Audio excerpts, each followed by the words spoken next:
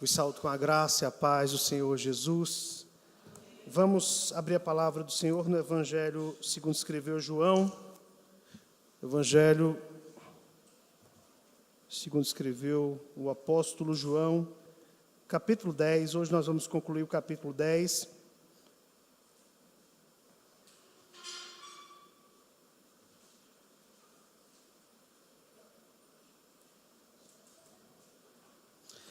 João 10, do versículo 30 ao versículo 42.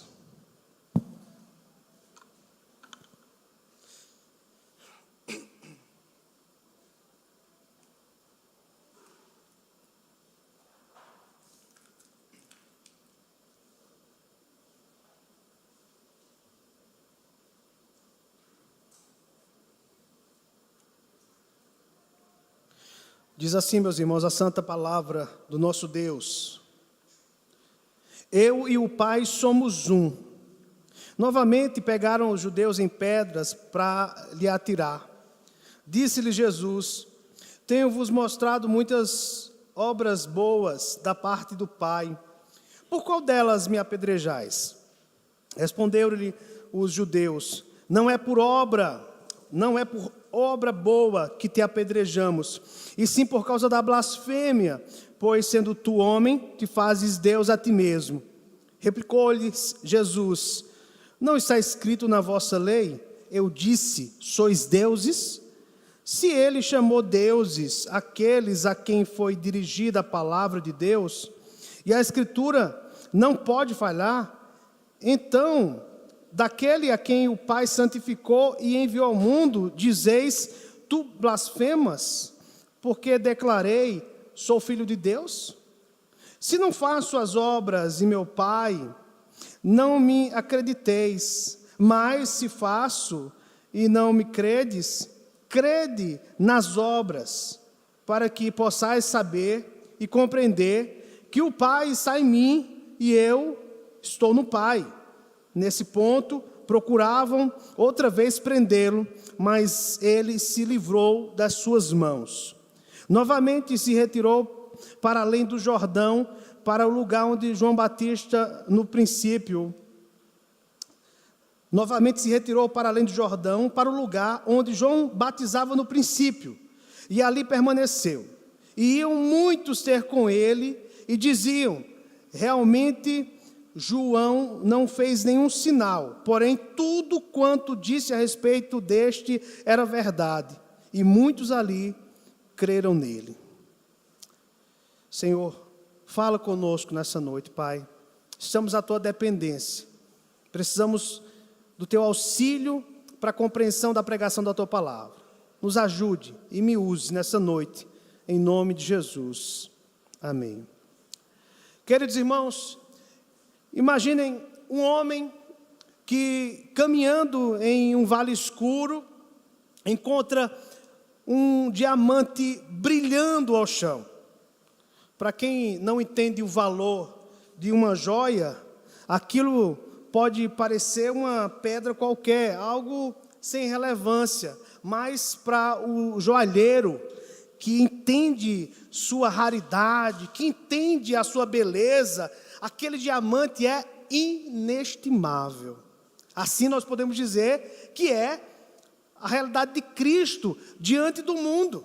Muitos olham para Jesus como se fosse apenas mais um mestre, mais um homem com boas palavras, ignorando o valor supremo de quem Jesus realmente é.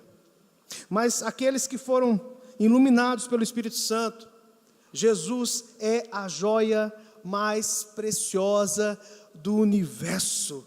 Ele é o próprio Deus. Aqui em João 10, especificamente versículo 30, Jesus ele faz uma afirmação que poucos entendem e muitos rejeitam. Ele disse, eu e o Pai somos um. Queridos irmãos, a verdade aqui proclamada é a própria essência do Evangelho, porque nós temos aqui Jesus proclamando a sua plena divindade. Ele não é apenas um mediador enviado por Deus, ele é o próprio Deus em carne, compartilhando a mesma substância e glória do Pai. Essa doutrina, irmãos, é um dos pilares fundamentais da fé cristã, que reconhece Cristo como o Deus homem, aquele que é o centro de toda a história da redenção. Vejam o contexto. Os líderes religiosos da época, ouvindo essas palavras, eu e o Pai somos um, imediatamente entenderam o que Jesus estava afirmando. Eles sabiam que Jesus estava reivindicando igualdade com Deus, mas ao invés de se prostrarem em adoração, qual foi a reação deles? Reagiram com ódio, reagiram com incredulidade. Aqui, queridos irmãos, nós vemos a grande divisão que as palavras de Jesus sempre causam na humanidade. Para os eleitos, são vida e luz, mas para os réprobos, são ofensa e condenação. Cristo é amado por aqueles que foram regenerados, mas é odiado por aqueles que permanecem em seu estado natural de rebelião contra Deus. E essa rejeição, irmãos, da verdade, continua ao longo da história. Ao longo da história nós podemos perceber que essa incredulidade, ela cresce. Ela cresce. É só você observar a quantidade de incrédulos que nós temos hoje no mundo. Nós temos 8 bilhões de pessoas no mundo. E quantos destes confessam Jesus Cristo como Senhor e Salvador? Muitos poucos, irmãos. Não chegamos a 2 bilhões de pessoas que confessam Jesus Cristo como Senhor e Salvador de suas vidas. A maioria da humanidade é incrédula. Desde a tortura brutal dos cristãos sob o imperador romano, o imperador Nero, passando pela perseguição implacável dos regimes comunistas do século XX, e por que não dizer também, hoje, do século XXI, até a intolerância pós-moderna que vemos hoje em relação ao testemunho cristão. Jesus ainda, ele proclama ao mundo: tenho-vos mostrado muitas boas obras da parte do Pai, por qual delas quereis apedrejar-me? Hoje, o mundo continua a rejeitar a divindade de Jesus, preferindo, infelizmente, uma visão de Jesus que se encaixa em suas próprias ideias. Mas, para aqueles que foram transformados, meus irmãos, pela graça de Deus, essa é a verdade que transforma toda a vida. Jesus é um com o Pai, o Filho eterno, e através dele nós temos acesso ao próprio Deus. Então, meu objetivo nessa noite, nesse sermão, é olhar para esse texto, como nós estamos fazendo aqui, e observar como Jesus revela sua unidade com o Pai. Também nós vamos observar a resposta dos líderes religiosos diante dessa verdade. E, por último, o que essa revelação significa para nós. Quais são as implicações dessa revelação de Jesus para nós hoje? Então, em primeiro lugar, observemos aí Jesus afirmando que é um com o Pai. Versículo 30, Jesus diz: eu e o Pai somos um. Aqui, irmãos, trata-se evidentemente de uma afirmação clara e direta da sua divindade. Agora eu quero que vocês observem a reação dos seus ouvintes. Seus ouvintes, eles ficaram indignados, porque para aqueles homens, para aqueles líderes religiosos, era óbvio que Jesus era apenas um homem, e vê-lo reivindicar ser Deus era nada menos do que uma blasfêmia. Versículo 31, olhe para o texto e observe a reação deles. Novamente pegaram os judeus em pedras para lhe atirar, porque essa não foi a primeira vez que eles tentaram matar Jesus. Mas o que Jesus realmente quis dizer, meus irmãos, com essa declaração? Veja, primeiro, ele estava afirmando aqui uma unidade de vontade entre ele e o Pai. Unidade de vontade entre ele e o Pai. Nos versículos anteriores, vocês podem lembrar, Jesus ele garantira a segurança eterna daqueles que acreditavam nele. Observe aí o versículo 28.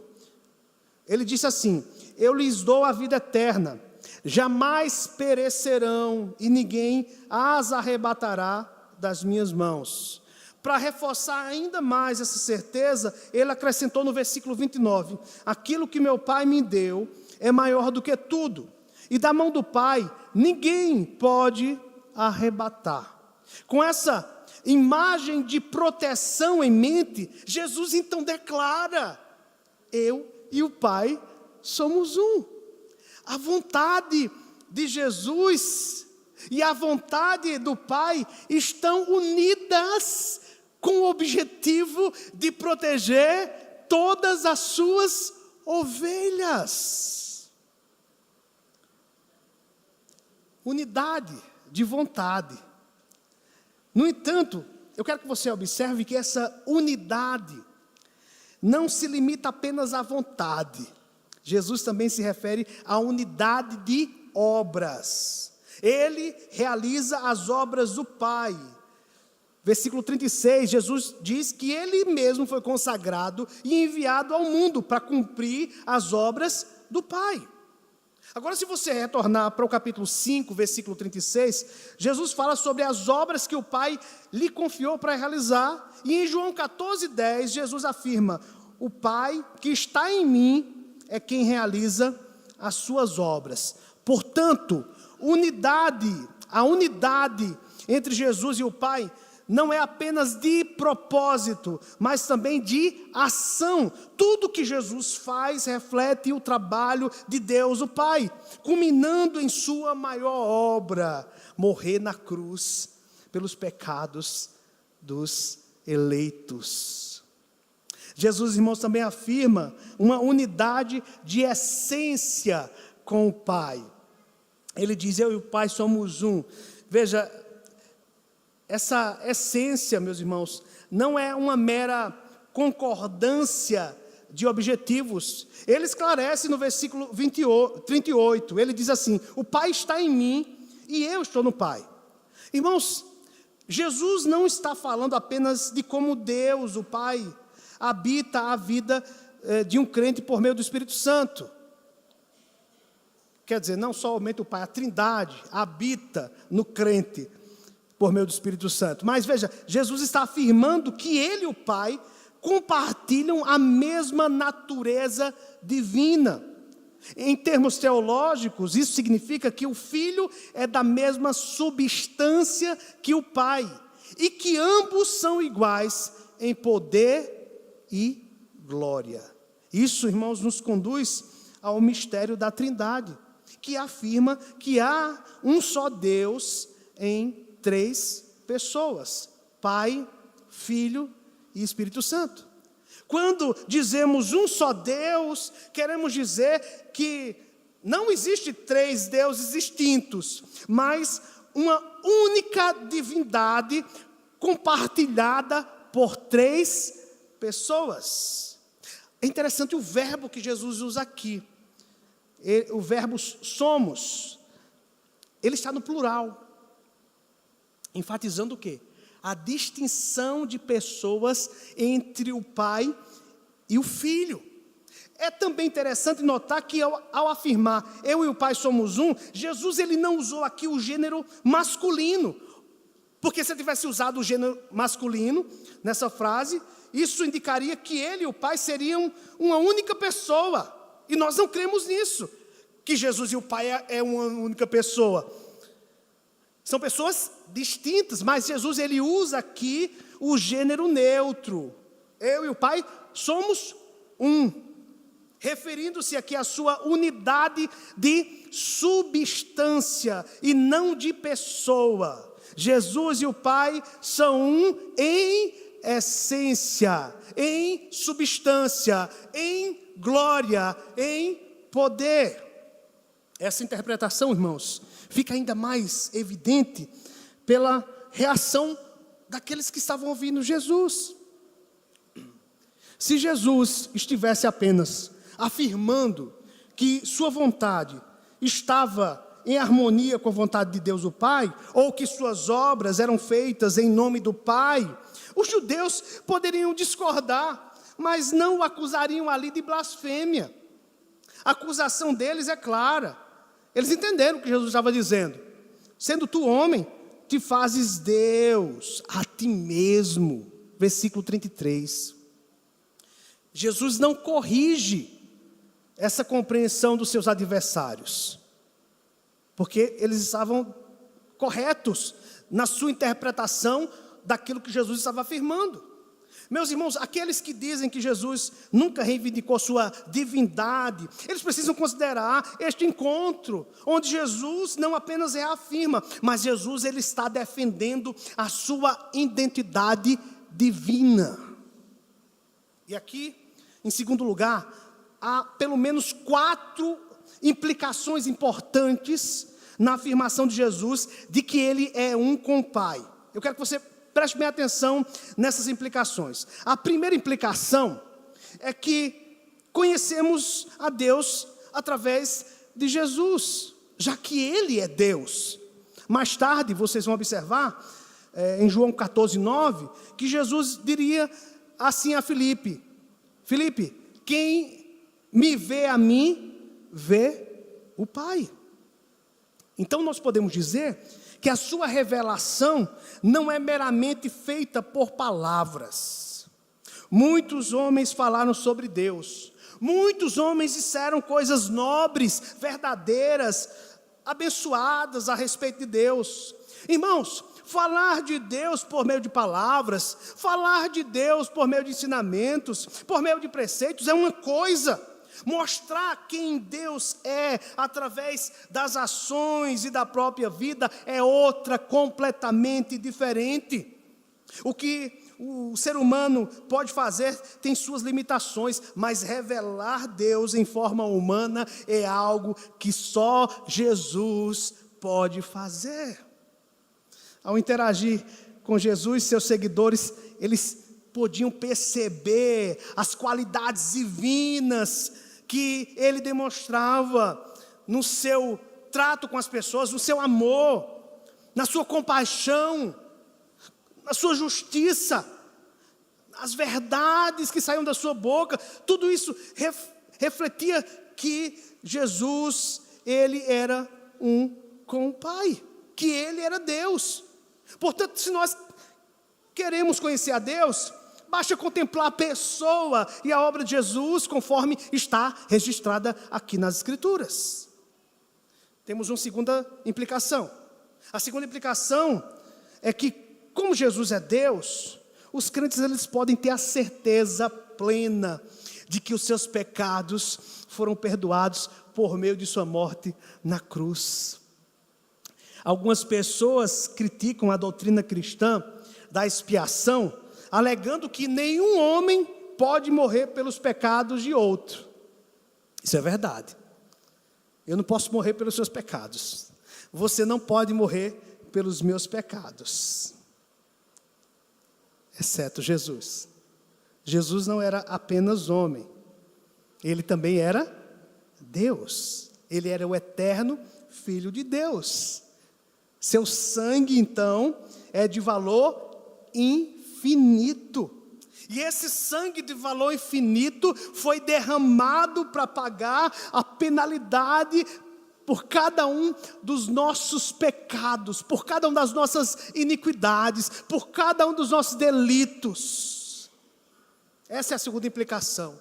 A terceira implicação é que, se Jesus é Deus, nós podemos confiar plenamente em suas promessas. Sendo um com o Pai, Ele tem o poder e a fidelidade para cumprir tudo o que prometeu. Irmãos, apenas Deus poderia fazer promessas tão grandiosas quanto a que Jesus fez. Veja, lembre de novo aqui, olhe para o versículo 28. Eu lhes dou a vida eterna, jamais perecerão e ninguém as arrebatará da minha mão. Jesus disse: estarei convosco todos os dias até a consumação dos séculos. Queridos, compreender essas verdades transforma a nossa visão da vida, especialmente da morte. O doutor e teólogo Moody, ele conta a história de uma jovem que em seus últimos dias de vida estava sucumbindo por causa de uma infecção. Na época, os recursos médicos eram bem limitados e a saúde daquela jovem piorava rapidamente. Ela havia perdido a visão e parecia, aos olhos dos médicos ali, que ela estava em coma. O médico, então, observando a situação daquela jovem, lamentou aos seus pais. Ele disse assim: pobrezinha, acho que ela já viu seus melhores dias. No entanto, para surpresa dos pais e daquele médico, a jovem, ouvindo essas palavras, respondeu: o senhor está errado, doutor. Meus melhores dias não estão atrás de mim, mas à minha frente. Eu verei o Rei em sua glória. Como essa jovem cristã pôde falar com tanta confiança, mesmo diante da morte? Aquele que crê em mim, mesmo que morra, aquele que crê em mim, mesmo que morra, viverá. Tem uma quarta implicação dessa doutrina. A quarta e última implicação da afirmação de Jesus, irmãos, merece uma atenção especial, porque essa afirmação de Jesus estabelece a sua autoridade. Suas palavras possuem a mesma autoridade que a palavra de Deus. Seu ensino tem poder para governar as nossas vidas. Irmãos, Jesus tem o direito de exigir nossa fé. Jesus tem o direito de exigir a nossa obediência. Nós precisamos estar submissos à sua vontade soberana. E uma coisa é certa: a vontade soberana de Jesus não pode ser frustrada. Lembremos daquela imagem Apocalipse, quando Jesus, ele pega o livro da mão daquele que estava sentado no trono. Isso significa o quê? Significa que ele tem total soberania, total controle sobre todas as coisas que acontecem no universo. Nada pode fugir da soberania do Senhor Jesus. É por isso que os judeus, eles tentaram apedrejar Jesus, mas eles não conseguiram. Assim como também não conseguiram prender Jesus. Veja, quando Jesus é claro, eu e o Pai somos um, Ele reivindica a nossa obediência. E recusá-la coloca nossas almas em risco. Se submeta à soberania e ao poder deste que é Deus e homem. Em terceiro lugar, meus irmãos, Jesus, ele refuta a acusação de blasfêmia. Foi devido à reivindicação de divindade que os judeus incrédulos pegaram em pedras para atirar em Jesus. Veja, ele desafiou o veredicto aqui deles, perguntando assim, no versículo 32, veja a pergunta de Jesus: tenho-vos mostrado muitas obras boas da parte do Pai, por qual delas me apedrejais? Esse questionamento estabelece, meus irmãos, um princípio sólido. Não devemos julgar as afirmações de alguém até avaliarmos suas realizações. Alguém pode alegar ser um grande artista, um grande atleta, um grande líder, mas devemos examinar suas conquistas antes de formar uma opinião. Jesus, meus irmãos, fez uma grande afirmação. Será que havia evidências que respaldavam essa afirmação de Jesus? Irmãos, observem que o Evangelho de João já respondeu a essa pergunta. Ele já mostrou, já demonstrou através das curas, os milagres, os sinais que Jesus realizou. Jesus curou os doentes, expulsou demônios, curou leprosos, alimentou os famintos, deu vista aos cegos. No próximo capítulo, capítulo 11, veremos até mesmo Jesus ressuscitando os mortos. Então, quando Jesus menciona suas boas obras, ou obras boas, como está em algumas versões, podemos entender isso como o padrão completo da sua vida. Sua existência foi marcada pela prática do bem, mas ele provavelmente se refere especificamente aqui aos seus milagres, quando ele fala sobre essas obras boas. E aqui cabe uma pergunta: o que os milagres revelam sobre Jesus? Será que as suas obras poderosas nos levam a concluir que ele estava blasfemando ao se identificar como Deus? Ou será que ele nos leva aqui, essas obras nos levam à conclusão oposta, que aquele que realizou tais obras divinas deve ser Deus e agir no poder de Deus? Veja, o que Jesus fez estava além do alcance humano, irmãos. Isso é claro. Os judeus, portanto, eles deveriam ou apedrejá-lo, ou considerar cuidadosamente a reivindicação de sua divindade, porque aqueles homens, eles viram os milagres de Jesus. Lembremos do capítulo 10 aqui, que estamos dentro do contexto da cura do cego. Alguém dentre eles pergunta: como ele pode ser um impostor? Existe algum relato na história sobre um cego de nascença que foi curado? Veja, líderes judeus estavam questionando eles mesmos ali. Líderes que, como Nicodemos, evidentemente, nós não sabemos se foi ele que questionou, mas Nicodemos teve um encontro com Jesus, e Nicodemos, depois da morte de Cristo, é que publica a sua fé. Então, quem sabe não fosse o próprio Nicodemos ou outro líder ali, dentre aqueles judeus, que estivessem questionando e se perguntando: mas ninguém pode operar coisas grandiosas como ele vem fazendo. Irmãos, veja, esse é um ponto essencial sobre a incredulidade. Para aqueles decididos a manter sua descrença, nunca haverá evidência suficiente. Quando você está endurecido, você pode ver o mar vermelho se abrindo diante de você. Você vai continuar endurecido. Quer uma prova disso? Os egípcios. Quantos egípcios se converteram ali? Quantos? Eles viram o mar se abrir. A água não baixou não, meus irmãos, como alguns querem tentar induzir o texto bíblico, e eles dizem: não, ali é por causa da geografia, houve uma baixa na água. Não, mentira. A Bíblia diz que Deus abriu o mar vermelho. Duas grandes e enormes paredes de água ficaram de um lado e do outro, e eles atravessaram a pé enxutos até a outra margem do mar vermelho, e os egípcios viram esses milagres. Muitos incrédulos dentre aquela multidão que saiu do Egito viram os milagres acontecerem. Eles viram a rocha jorrar água. Eles viram Deus mandar um maná do céu. Eles viram os milagres, mas nunca haverá evidências suficientes para aqueles que permanecem na descrença. Meus irmãos, Jesus não representava uma ameaça ao bem-estar das pessoas, mas sim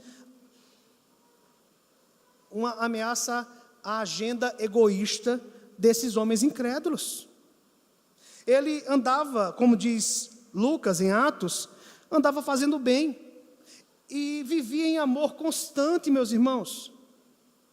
Seu caráter era tão irrepreensível que ele desafiava seus opositores, perguntando se poderiam acusá-lo de algum pecado. Me acusem de algum pecado. Além de uma vida íntegra, Jesus realizou milagres que estavam além da capacidade humana, mas ainda assim seus adversários recusavam-se a aceitá-lo, porque estes homens estavam determinados a não abandonar os seus desejos e suas vontades pecaminosas. O teólogo J.C. Ryle, citando um determinado autor do passado, ele resume perfeitamente essa realidade. Ele diz assim: homens não convertidos matariam o próprio Deus se tivessem a oportunidade. Vou repetir. Homens não convertidos, ímpios, matariam o próprio Deus se tivessem a oportunidade, como estes homens quiseram fazer com Jesus. Irmãos, os oponentes de Jesus não podiam refutar suas obras boas. No entanto, insistiram que não o apedrejavam por causa do que ele fez, mas por causa do que ele disse. Veja, sendo tu homem, te fazes Deus a ti mesmo. Jesus sabia que seus acusadores buscavam um pretexto legal para tentar matá-lo, tentar prendê-lo.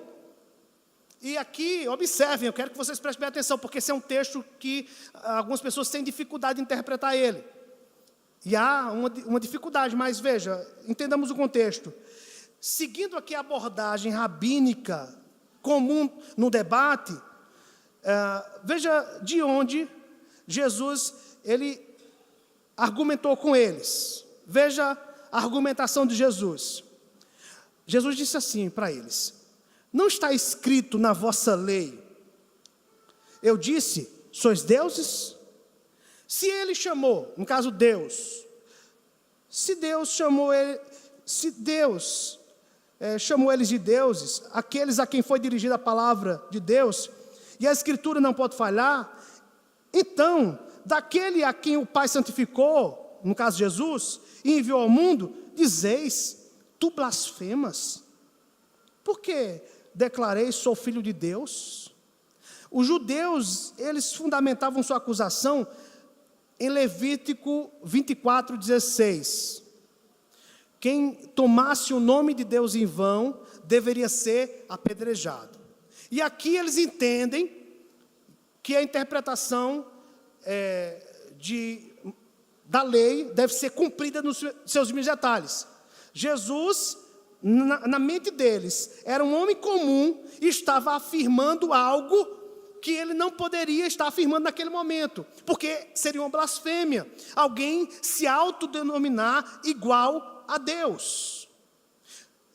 Mas Jesus, então, cita aqui no seu argumento o Salmo 82, versículo 6. O Salmo 82, versículo 6, se você quiser observar, está repreendendo os juízes injustos de Israel.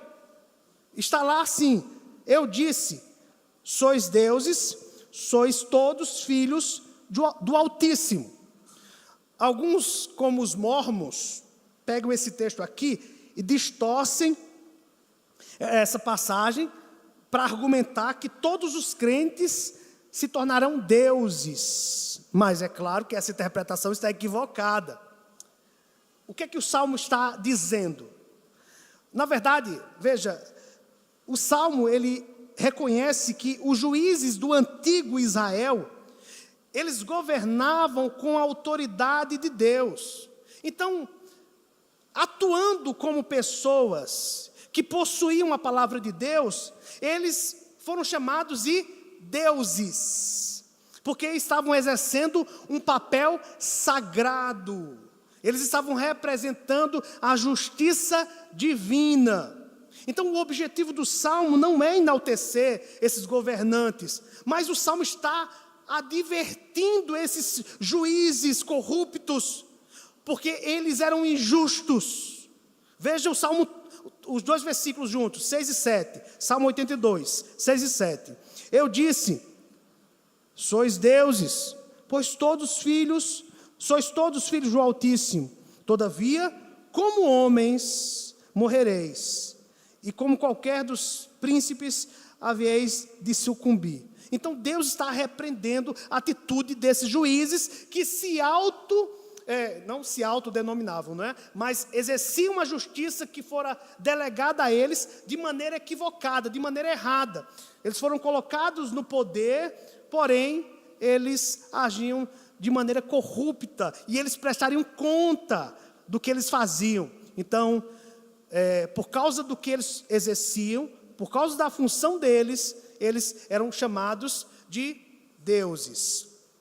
Então, quando Jesus cita esse versículo, seu objetivo não era provar sua própria divindade. Ele já havia usado suas boas obras para isso. Mas o objetivo de Jesus era mostrar o seguinte: que seus acusadores não tinham base bíblica para a acusação de blasfêmia, porque a própria Bíblia utiliza a palavra Deus, né, colocada aqui com D minúsculo, para se referir a homens mortais, embora de forma bem limitada.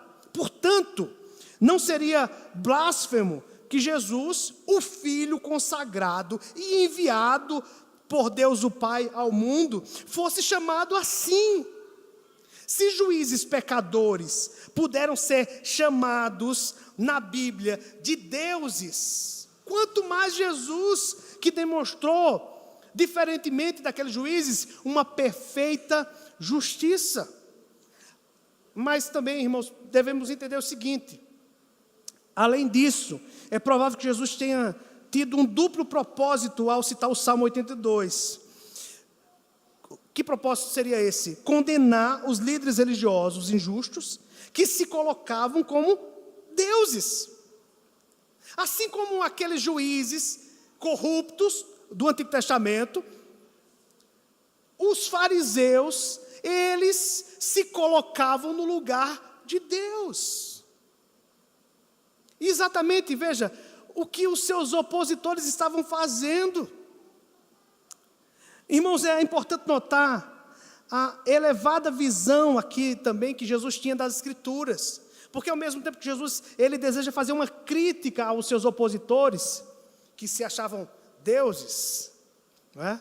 Os donos da verdade, Jesus também tem o propósito de enaltecer as Escrituras. Não sei se você observou isso, porque Jesus se refere ao Antigo Testamento como a palavra de um salmo, meus irmãos, reforçando a autoridade divina e reforçando também a infalível palavra de Deus, que confirma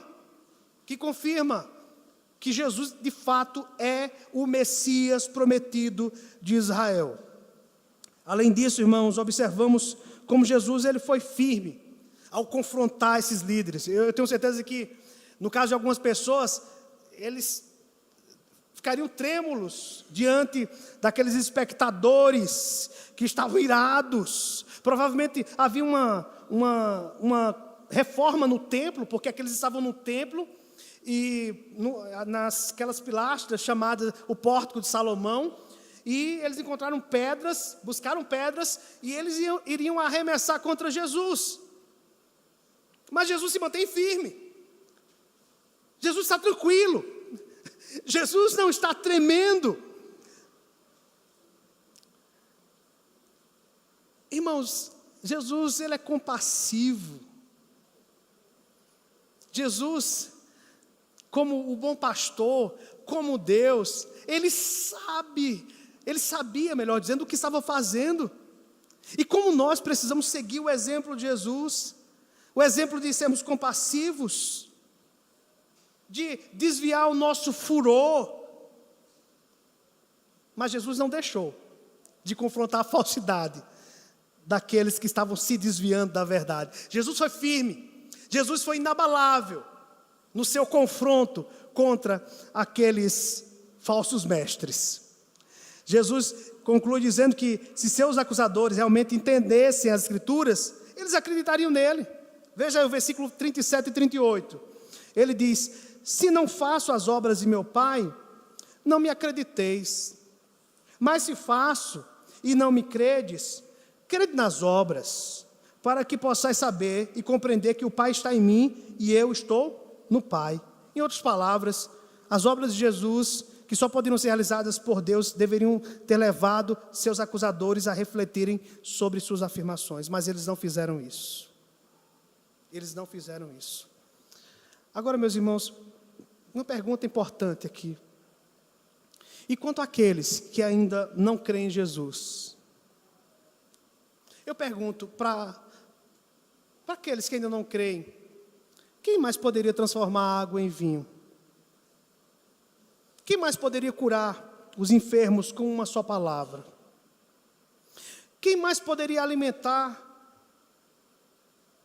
uma multidão com alguns pães e alguns peixes? Quem poderia dar visão a um cego de nascença? Queridos irmãos, esses são apenas alguns dos milagres que são registrados em João. Se você examinar honestamente esses fatos, você verá que todos eles apontam para a verdade de que Jesus é o Filho de Deus, que Jesus é o único Salvador. Então eu pergunto, não seria sensato estudar este Evangelho de João com a mente aberta?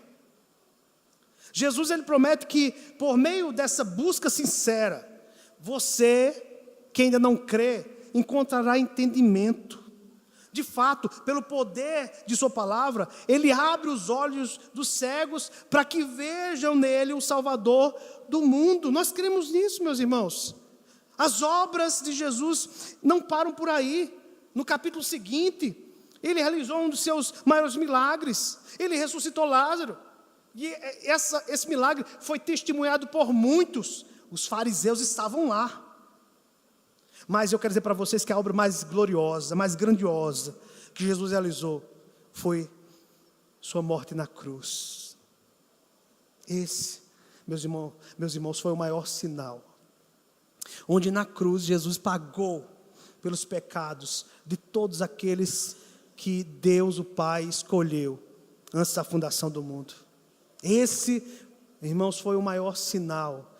Jesus morreu pelos nossos pecados.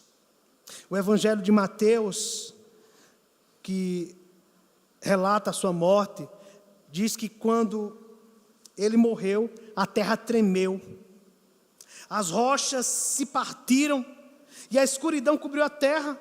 Ao presenciar esses sinais, um centurião romano exclamou assim: verdadeiramente este era o Filho de Deus. Aleluia. Eu não sei se o seu coração arde, mas deveria arder, porque Jesus morreu pelos nossos pecados, meus irmãos. Ele foi o nosso substituto vicário. É por isso que nós estamos aqui, é por isso que nós temos certeza da vida eterna, é por isso que nós temos a certeza que nós fomos perdoados, é por isso que nós temos certeza que nós fazemos parte do povo de Deus, é por isso que nós temos certeza que iremos morar no novo céu e na nova terra, porque Jesus morreu pelos nossos pecados. Esse é o maior sinal. Já estou concluindo, irmãos. Mas eu quero que vocês observem que essa passagem nos oferece aplicações profundas e relevantes. A primeira delas é que nós temos aqui um chamado a conhecer a verdade. O problema enfrentado pelos fariseus e outros líderes religiosos era a falta de um verdadeiro conhecimento das Escrituras. Eles falavam sobre a Bíblia e demonstravam lealdade aparente às Escrituras, mas eles não compreendiam o que realmente elas ensinavam. Usavam a palavra de Deus para respaldar suas próprias crenças preconcebidas, justificando sua incredulidade, usando os textos sagrados para isso, irmãos. Veja, trazendo isso para os nossos dias.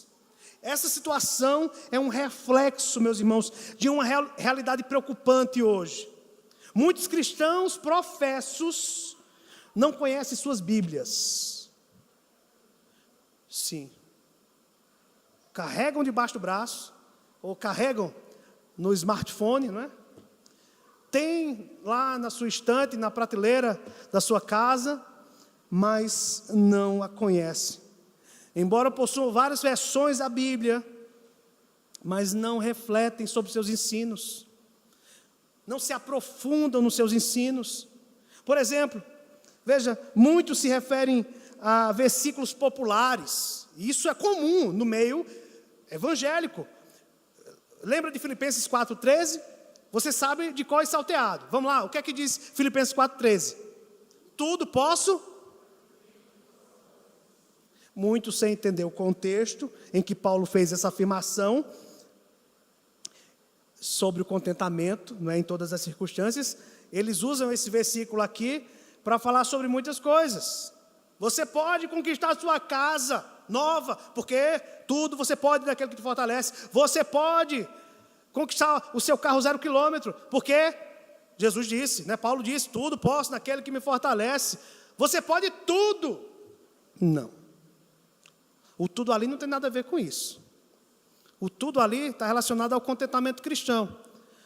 Paulo está dizendo assim, olha, eu sei o que é ter muito e eu sei o que é ter pouco. Eu sei, agora porque eu aprendi o segredo do contentamento, a passar pelas lutas, a enfrentar a escassez, porque Cristo é quem me fortalece. Esse é o contexto desse texto. Nós podemos passar situações adversas, podemos ter pouco, mas sabemos que Cristo nos fortalece. Então nós podemos passar por esse vale da sombra da morte, porque Cristo nos fortalece. Nós podemos passar por qualquer situação, porque Cristo nos fortalece.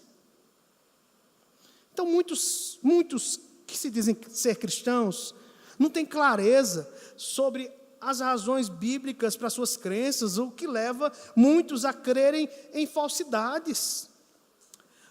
Richard Baxter, um puritano influente do século XVII, ele disse assim: a ignorância é a mãe de todos os erros, ressaltando a importância do conhecimento das Escrituras na vida cristã.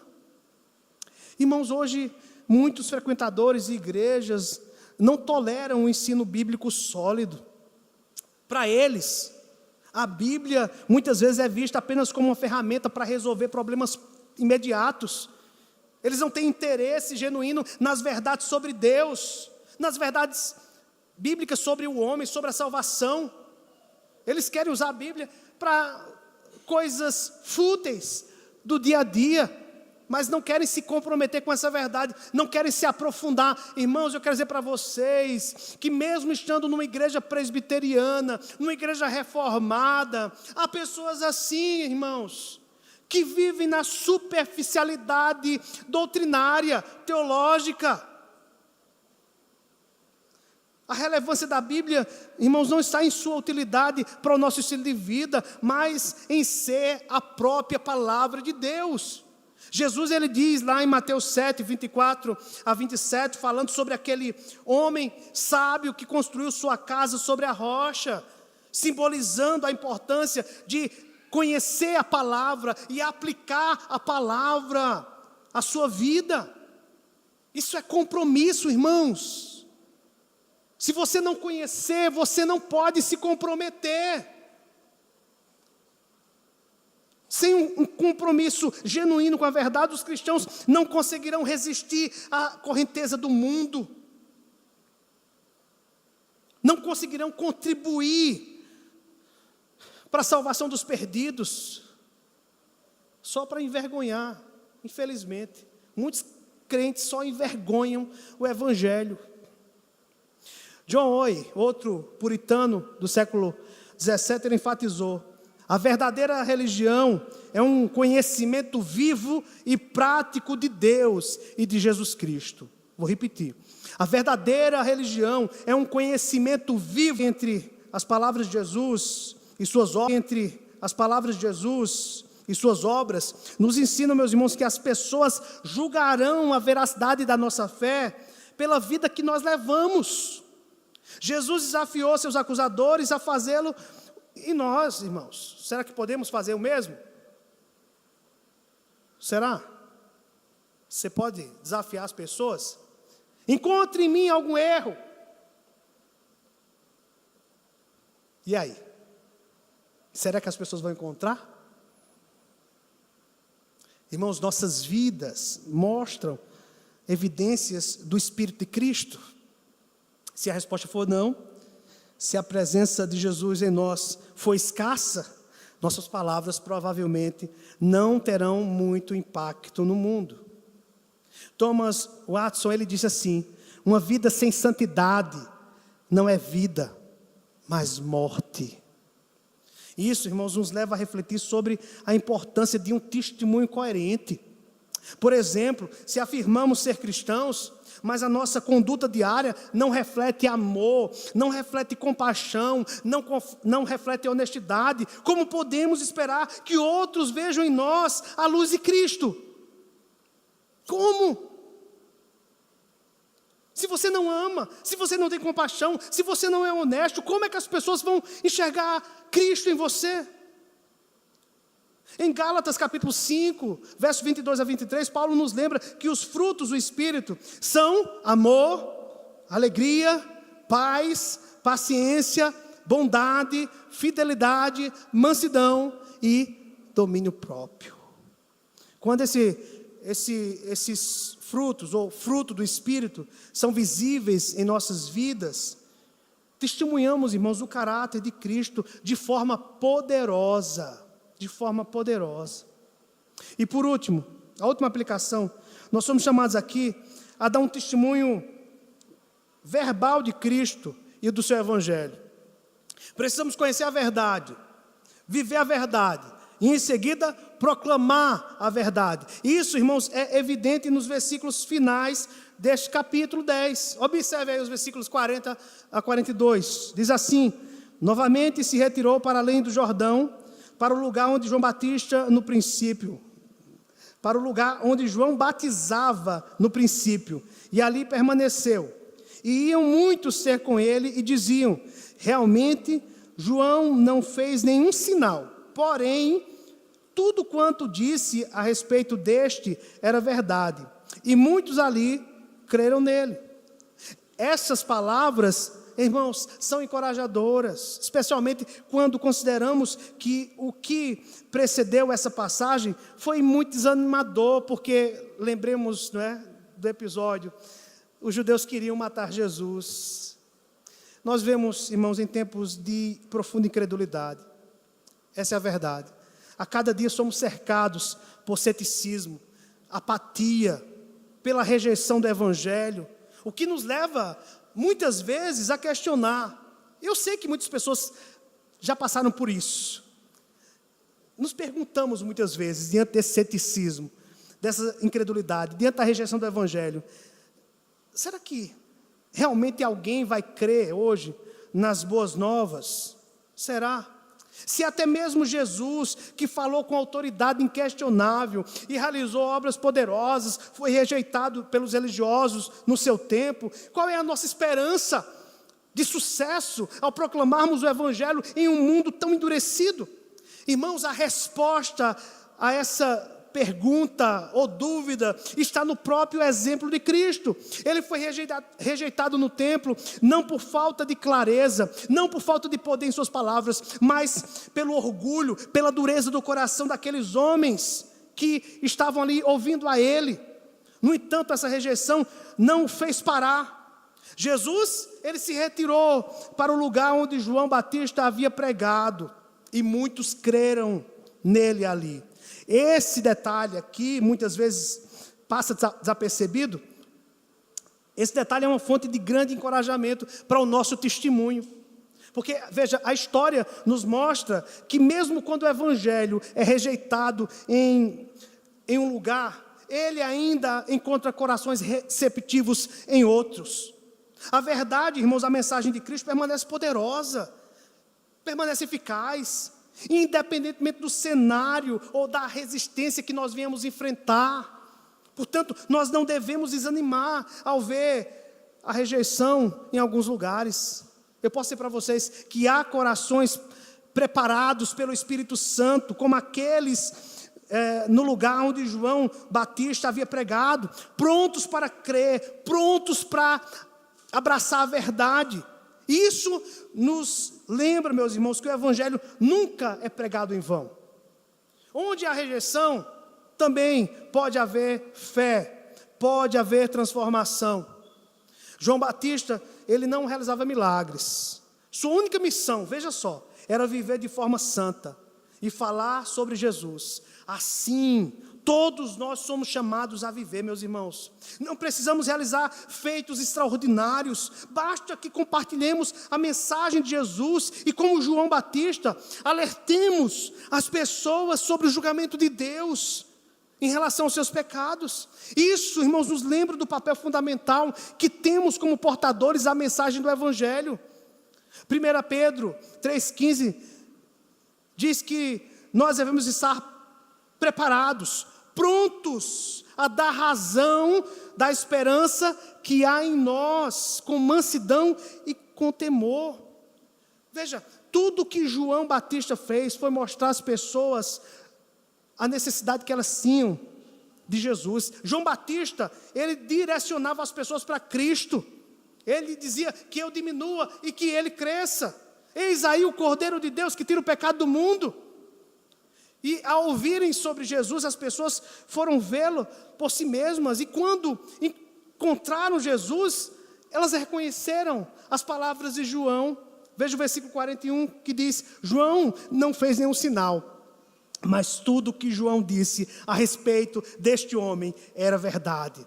Portanto, meus irmãos, nós devemos falar ao mundo sobre Jesus e embelezar nosso testemunho com nossas vidas, irmãos, para que as pessoas o busquem e o experimentem pessoalmente. Agora, se a sua vida está desmantelada, as pessoas não vão conseguir enxergar Cristo em você. Você precisa embelezar o testemunho cristão com uma vida santa. Nesse sentido, nossa missão é clara. Cada um de nós é chamado a ser um refletor da luz de Cristo em um mundo que está envolto em escuridão. Sejamos, portanto, irmãos, pessoas que não apenas conhecem a verdade, mas também vivem essa verdade. Pessoas que proclamam essa verdade, permitindo que o amor e a graça de Deus sejam evidentes em tudo o que nós fazemos. Que assim seja nas nossas vidas, irmãos, em nome de Jesus. Amém.